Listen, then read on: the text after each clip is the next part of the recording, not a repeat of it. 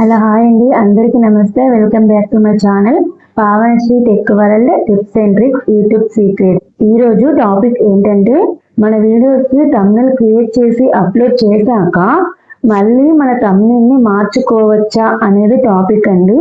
నేనైతే క్లియర్ గా ఎక్స్ప్లెయిన్ చేస్తాను, ఓకేనా?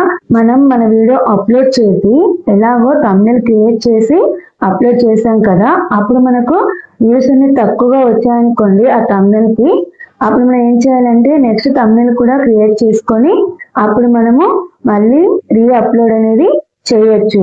ఓన్లీ థంబ్నెయిల్ మాత్రమే, వీడియో అనేది మళ్ళీ అప్లోడ్ చేయడానికి ఉండదు.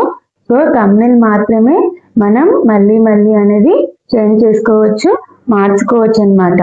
మీకు దీనికి వ్యూస్ ఎక్కువ వచ్చాయనుకోండి ఈ థంబ్నెయిల్ ప్రాపర్ గా ఉండిపోతుంది, ఓకేనా? ఈ విధంగా మీరు ఒకసారి థంబ్నెయిల్ క్రియేట్ చేసి అప్లోడ్ చేశాక అది మీకు నచ్చకపోయినా లేదంటే వ్యూస్ తక్కువగా వచ్చినా మీరు మరొక న్యూ థంబ్నెయిల్ అనేది క్రియేట్ చేసుకొని ఈజీగా అయితే మార్చుకోవచ్చు, ఓకేనా?